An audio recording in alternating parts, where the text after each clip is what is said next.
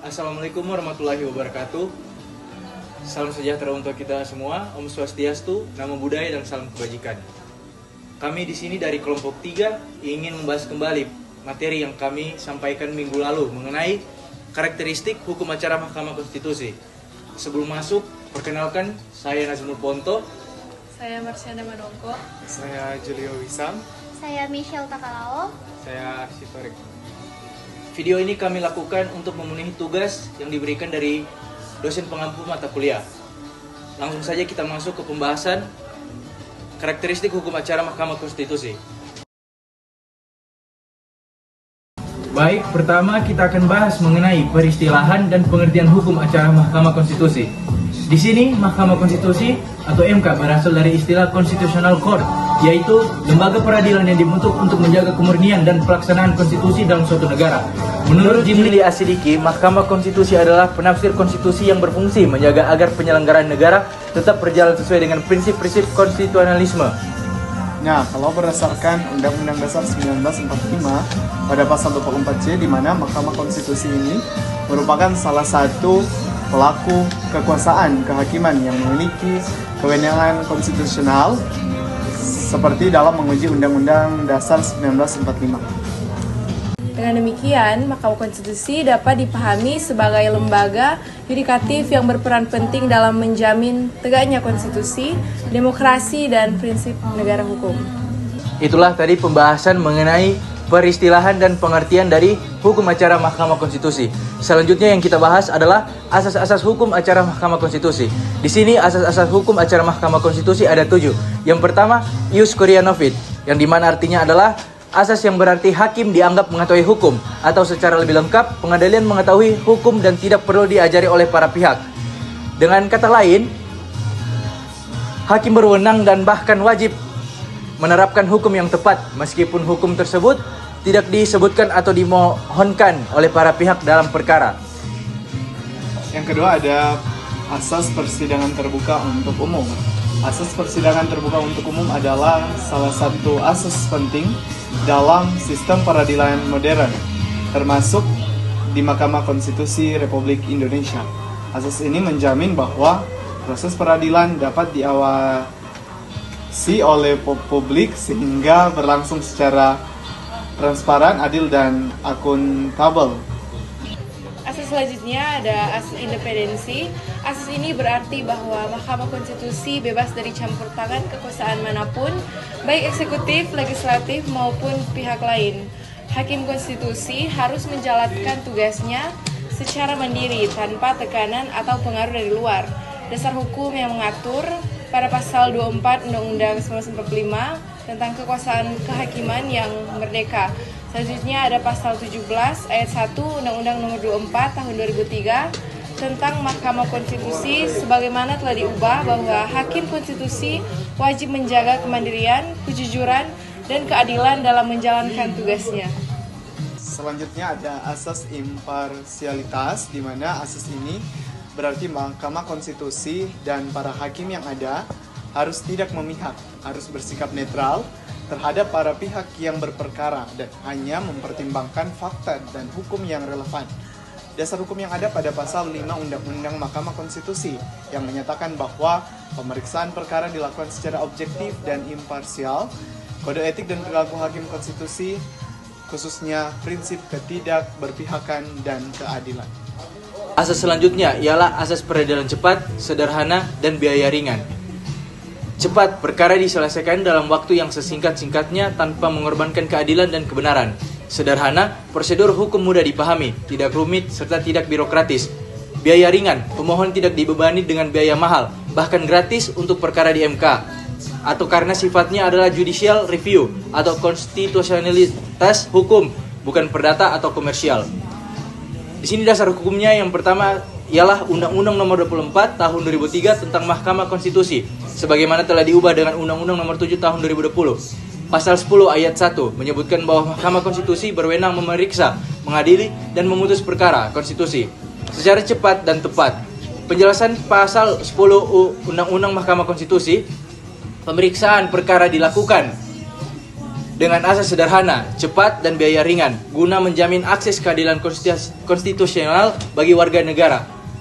Kedua, Peraturan Mahkamah Konstitusi atau PMK. PMK nomor 2 tahun 2001 tentang tata beracara dalam perkara pengujian undang-undang di Mahkamah Konstitusi, yang dimana menekankan percepatan proses seperti batas waktu, pengajuan perbaikan permohonan, jawaban, replik, duplik, dan pembuktian.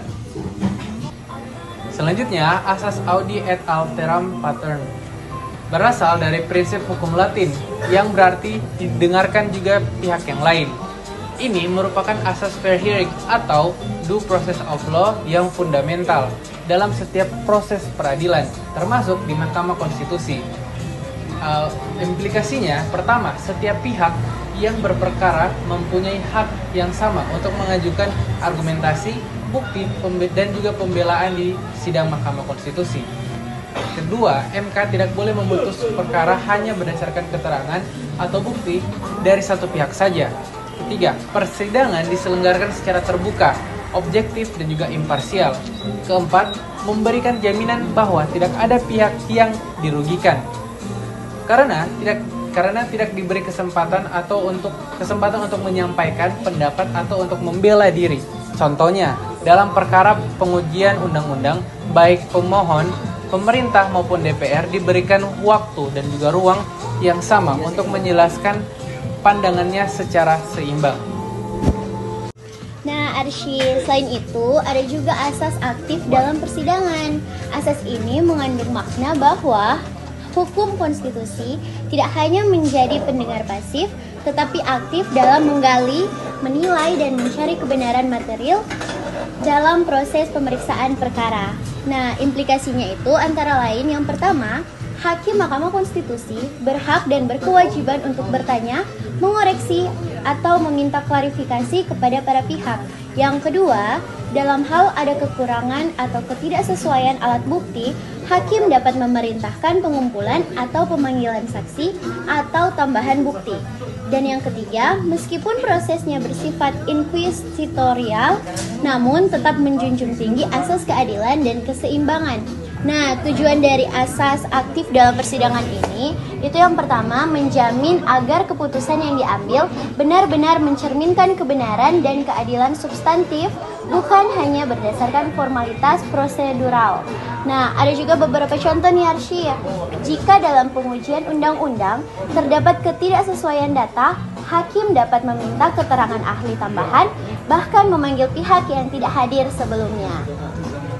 Baik teman-teman, itulah tadi pembahasan mengenai peristilahan dan pengertian dari hukum acara Mahkamah Konstitusi. Dan juga kami tadi sedikit menyinggung mengenai asas-asas hukum acara konstitusi. Nah, sekarang agenda selanjutnya ialah tanya jawab. Di sini saya sebagai moderator akan bertanya kepada anggota kelompok mengenai materi yang sudah kami bahas tadi. Nah, saya sudah menyiapkan pertanyaan di sini. Pertanyaan pertama saya lempar ke anggota kelompok. Bagaimana kekhususan hukum acara Mahkamah Konstitusi ini menjamin perlindungan hak konstitusional sekaligus menjaga keseimbangan kekuasaan dalam negara demokrasi? Baik, ketika kita berbicara tentang kekhususan hukum acara di Mahkamah Konstitusi, pada dasarnya ini lahir dari perannya yang tidak sama dengan lembaga peradilan biasa, di mana Mahkamah Konstitusi ini bukan pengadilan umum atau bukan pengadilan pidana, melainkan pengadilan konstitusi ini mempunyai fungsi yang agar seluruh cabang kekuasaan tetap berjalan dalam kerangka Undang-Undang 1945. Nah, oleh karena itu, dalam hukum acaranya bersifat konstitusional, di mana khusus dirancang agar mampu menjawab perlindungan antara hak konstitusional warga negara sekaligus menjaga keseimbangan kekuasaan dalam berdemokrasi. Jadi secara kekhususannya hukum acara Mahkamah Konstitusi tidak hanya memberi perlindungan nyata ya bagi hak-hak konstitusional warga negara, tetapi juga menjadi pilar penting dalam mekanisme checks and balance. Seperti itu ya? Oke, baiklah, itu jawaban dari pertanyaan yang saya lontarkan kepada teman kami Julio. Di sini saya sudah menyiapkan pertanyaan kedua, yang dimana pertanyaan itu ialah apakah sifat final dan mengikat dari putusan MK selaras dengan prinsip checks and balance dalam sistem ketatanegaraan Indonesia? Jelaskan analisa Anda. Baik, terkait sifat mengikat dan juga final yang dari keputusan Mahkamah Konstitusi itu kita sudah tahu bersama itu diatur dalam Undang-Undang Dasar, yaitu pasal 24C ayat 1 dan juga pasal 10 ayat 1 Undang-Undang Nomor 24 tahun 2003 junto Undang-Undang Nomor 7 tahun 2020 tentang Mahkamah Konstitusi. Yang berarti putusan Mahkamah Konstitusi itu langsung berlaku tanpa ada upaya hukum lainnya seperti banding, kasasi dan lain sebagainya. Jadi tidak ada lagi keputusan atau upaya hukum lain yang bisa menggagalkan putusan daripada Mahkamah Konstitusi. Nah, terkait dengan check and balance, menjadi ini kedudukan daripada keputusan Mahkamah Konstitusi ini menjadi pengimbang kekuasaan legislatif dan juga eksekutif. Mahkamah Konstitusi bisa membatalkan undang-undang yang bertentangan dengan Undang-Undang Dasar 1945, sehingga DPR dan juga Presiden tidak bisa seenaknya membuat undang-undang. Ini menjamin kepastian hukum, yaitu tidak ada proses hukum yang berlarut-larut. Putusan itu langsung mengikat kepada seluruh pihak. Perlindungan hak konstitusional warga negara itu sangat 100% itu pasti. Mereka mempunyai kepastian hukum bahwa hak konstitusionalnya itu dilindungi oleh putusan dari Mahkamah Konstitusi.